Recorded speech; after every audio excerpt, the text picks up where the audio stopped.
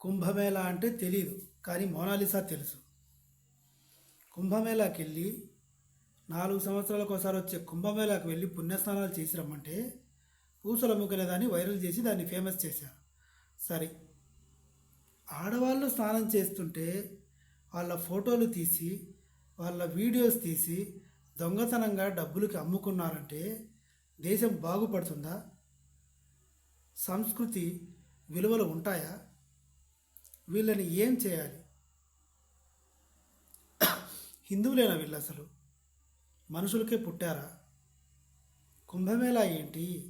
పుణ్యస్నానాలు చేయడానికి కుటుంబంతో కలిసి అందరూ వెళ్తే, అష్ట కష్టాలు పడి వెళ్తే వాళ్ళు స్నానాలు చేస్తుంటే వీడియోలు తీయడం ఏంటి? ఇందుకు కాదా భూకంపాలు వచ్చేది, వరదలు వచ్చేది? ఇలాంటి వీడియో కూడా ఒకటి చేయాల్సి వస్తుందని నేనైతే అనుకోలేదు.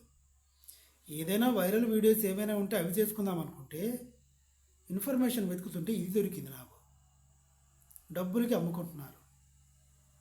ఆ కొన్నోడే కేసు పెట్టాడు. వాడి తృప్తి తీరా వీడియోలన్నీ చూసుకున్న తర్వాత ఇలా నాకు పలానా వ్యక్తి వీడియోస్ అమ్ముతున్నాడు అని ఆ ప్రాంతం వ్యక్తులే కొంతమంది ఒక ముఠాలాగా ఏర్పడి ఆడవాళ్ళు స్నానాలు చేస్తుంటే ఇది తప్పు, ఆ మాట నేను మాట్లాడలేను, అలాంటి బట్టలతో ఆ బట్టలతోనే చీరలతోనే అలాగే మునుగుతారు, బట్ ఆ తడిసిన బట్టల్లో వాళ్ళకి కనిపిస్తుంది కదా బాడీ పార్ట్స్, అలా జూమ్ చేసి షూట్ చేసి అవి అమ్ముకున్నారు. ఇది జరిగింది కుంభమేళాలో. కుంభమేళాకి వెళ్ళి కుంభమేళా గురించి తెలుసుకున్నది సున్నా. దాని ప్రాముఖ్యత ఏంటి, ఎలా వస్తుంది, అక్కడికి నాగసాధువులు, అఘోరాలు, అఘోరీలు ఎలా వస్తున్నారు, ఎలా జర్నీ చేసి వస్తున్నారు, పరమశివుడికి ఎందుకు ఇష్టమైన ఇది కుంభమేళా, ఇవన్నీ ఏమీ తెలియదు. మోనాలిసా తెలుసు, ఎలా ఫేమస్ అయిందో తెలుసు, ఆవిడ ఇప్పుడు ఏ డైరెక్టర్తో ఏ సినిమా తీస్తుందో కూడా తెలుసు, అన్నీ తెలుసు. తెలిస్తే ఇలాంటివి తెలియాలి, లేదంటే ఇలాంటి పత్యాపారం ఇందాక నేను చెప్పాను కదా, వీడియోస్ తీయటం, ఇది ఎక్కడి కర్మరా బాబు.